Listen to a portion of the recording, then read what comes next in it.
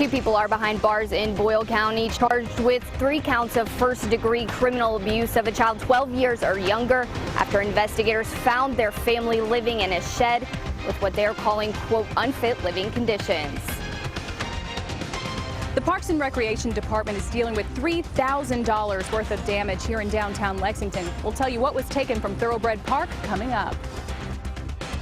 Some Pulaski County businesses are saying thank you to first responders today. I'll show you how coming up.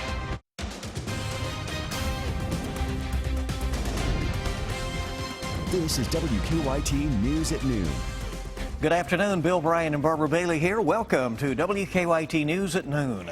Today, a man and woman are behind bars this midday after police found them living in a central Kentucky shed with 3 children. Boyle County Sheriff's deputies say Gregory Wilkerson and Brandy Harmon were living behind a home on Lebanon Road with no electricity, no running water, and a bucket of feces inside. WKYT's Hillary Thornton is in Danville with more on the charges they're now facing. That is our top story at noon. Hillary?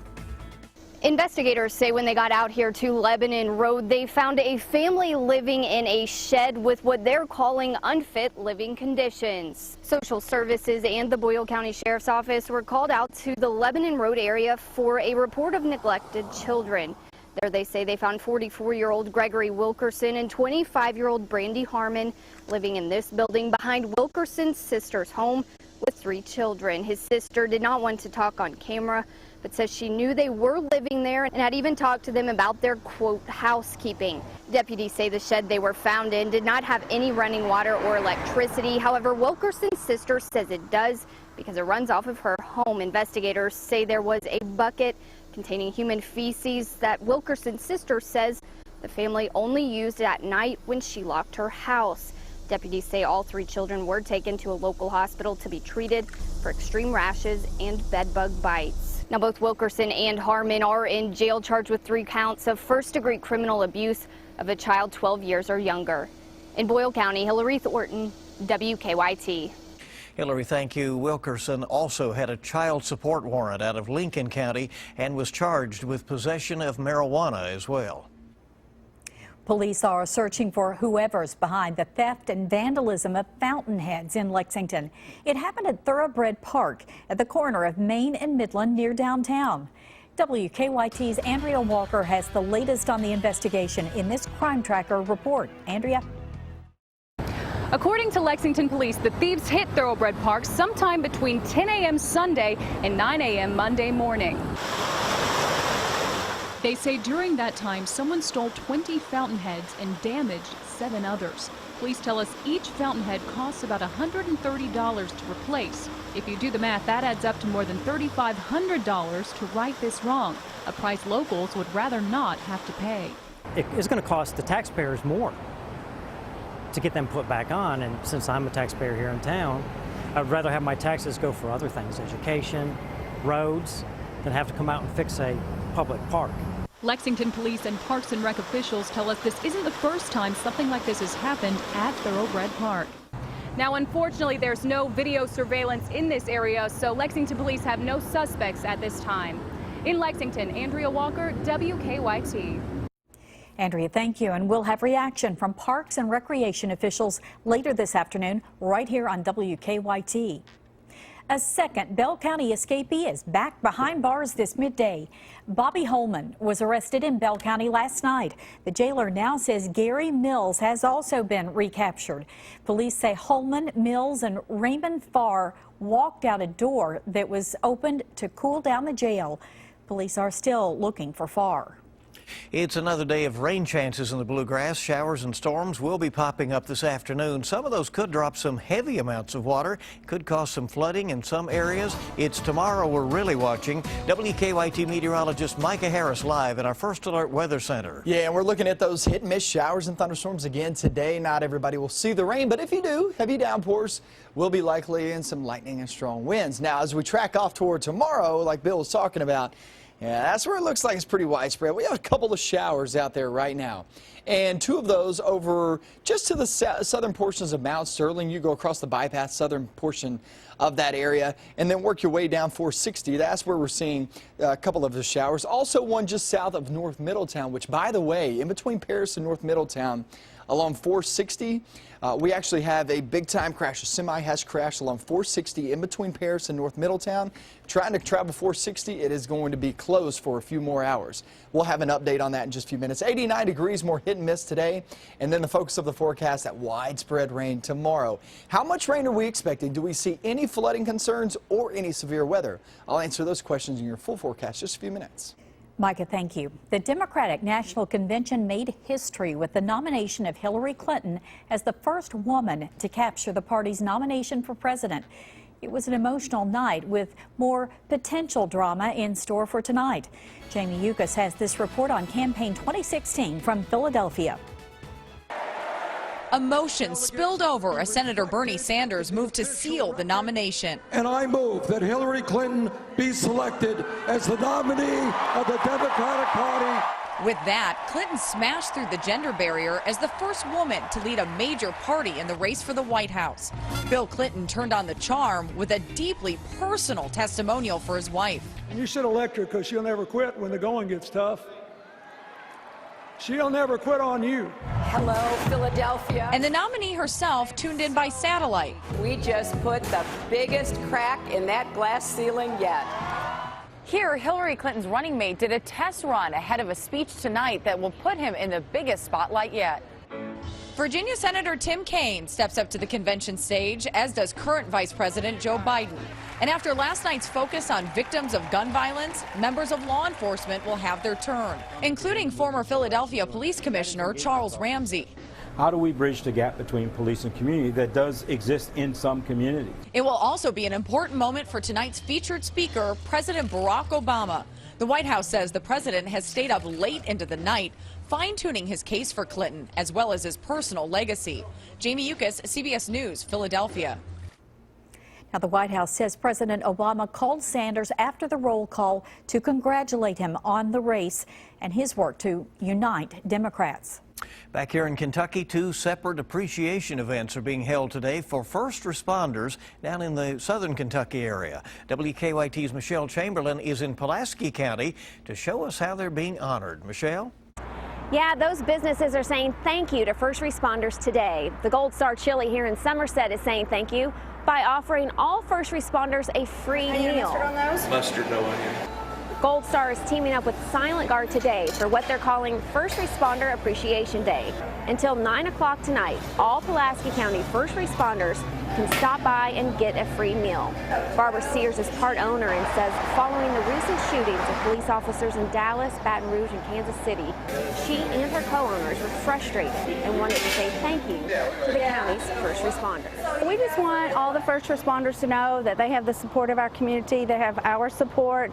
We stand behind them. We are definitely not happy with what's going on in this world, and any small thing that any of us can do to help is what we want everyone to be willing to do.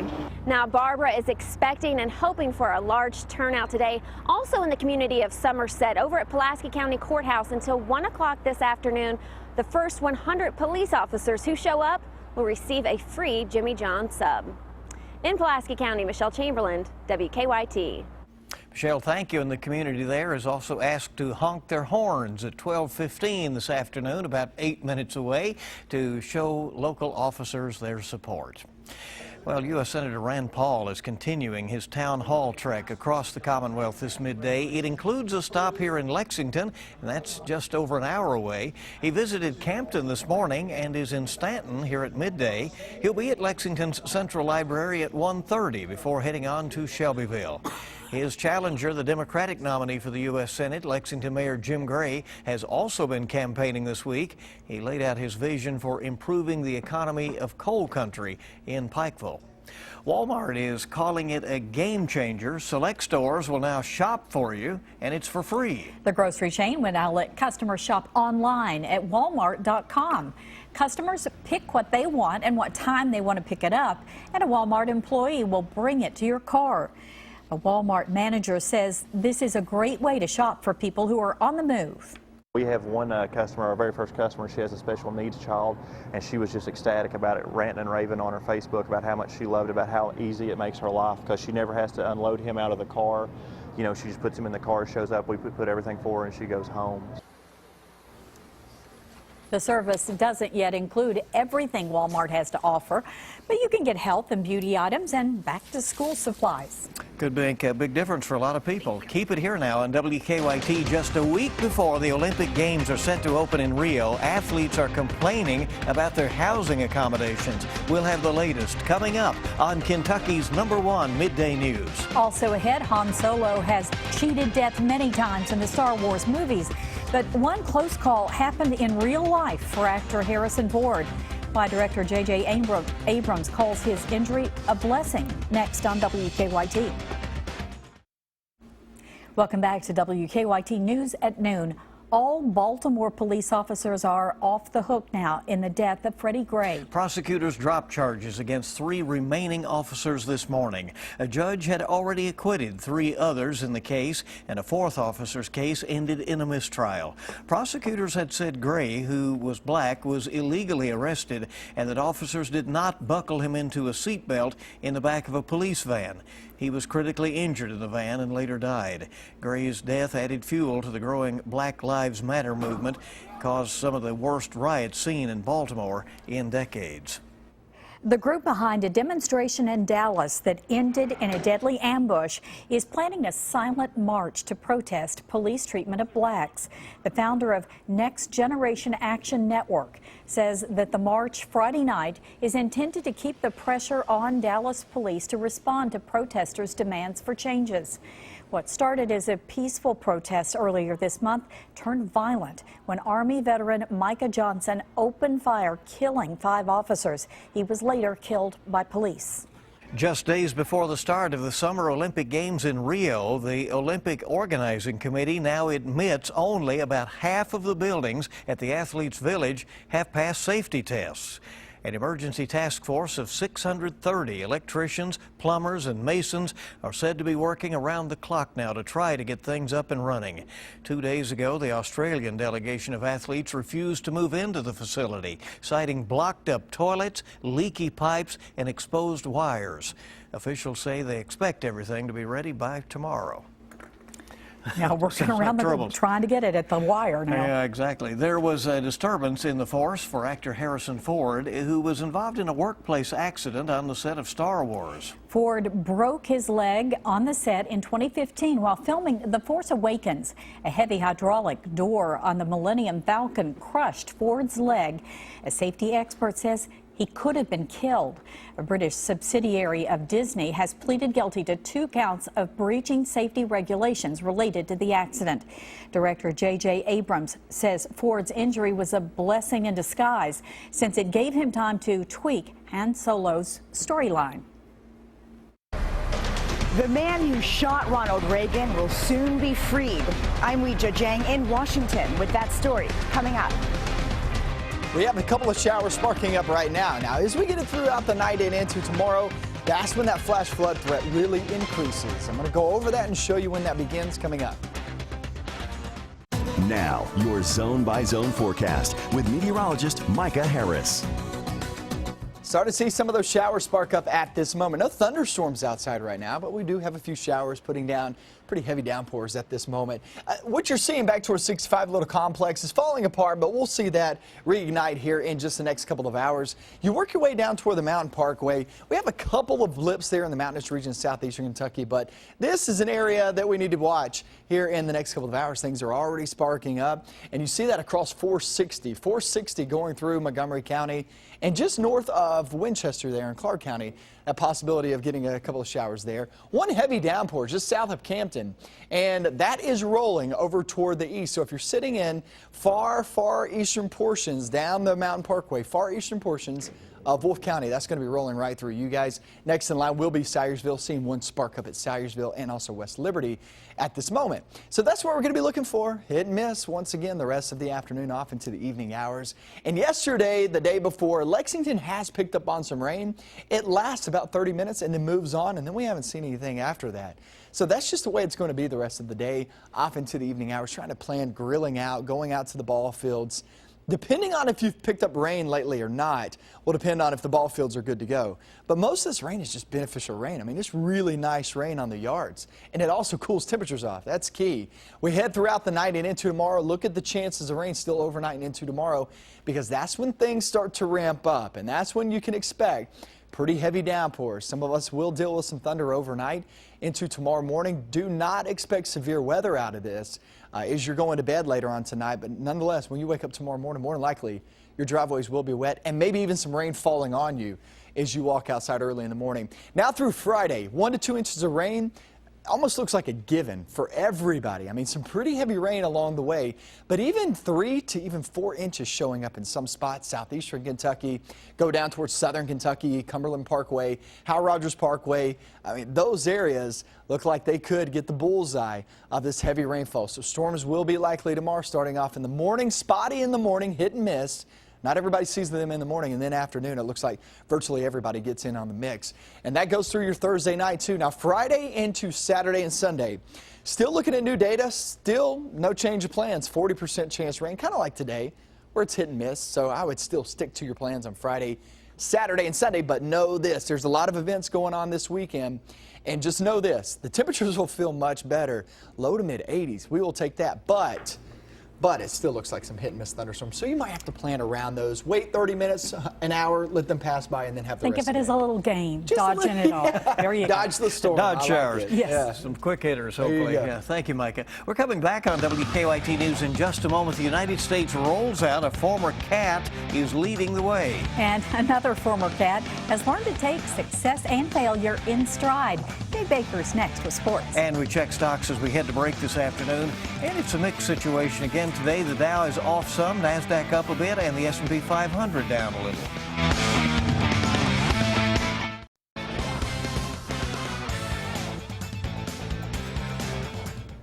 Lexington has been the home base for championship athletes in a variety of different sports, but world record holders, those have been few and far between. This morning, though, former UK hurdler Kendra Harrison was back at the UK's track complex after a hard-to-imagine ride on the emotional roller coaster the last couple of weeks. First, a huge disappointment in not making the United States Olympic team, and then she came back last week, Friday night in London. The 28-year-old world record in the 100-meter hurdles gone in a time of 12.20 seconds. For this to be my first professional season, to break the world record, I can't be more happy with that. Running 12:24 earlier in the season, that really put in perspective, like, I can break the world record. And just knowing that, I trained really hard. And, of course I wanted to break at the Olympics, but, I can't complain with breaking out of London. Wow. Former cat DeMarcus Cousins seems poised for a huge Olympic Games. Last night, USA and China in another exhibition on the break. The easy lob to Cousins. Cuz then working down low, makes the move in a lane. How pretty is that? Later in the second quarter, Cousins, he was just too strong for the Chinese. Take a look at this strong putback. Gets it to go, and the foul. Cousins leads the Americans with 22 points, 11 rebounds. They win big. USA now 49-1 in exhibition games since 1992. Former UK and EKU running back Dyshawn Mobley was waived by the Bengals on Tuesday morning. Mobley, an undrafted free agent. String of injuries last year limited him to just 347 rushing yards for the Colonels. And former Wildcat A.J. Stamps also waived yesterday by the Cleveland Browns to make room for wide receiver Josh Gordon. Gordon was reinstated by the NFL on Monday after missing all of last season because of a drug suspension. Stamps was second on the UK team last year with 67 tackles. Stamps signed with the Browns as a free agent days later. Tonight on the Big Blue Insider with Dick Gabriel, Kentucky Sports Writer of the Year Mark Story. That's at 6 on 630 WLAP. Guys, a bit later, we'll hear much more from Kendra Harrison.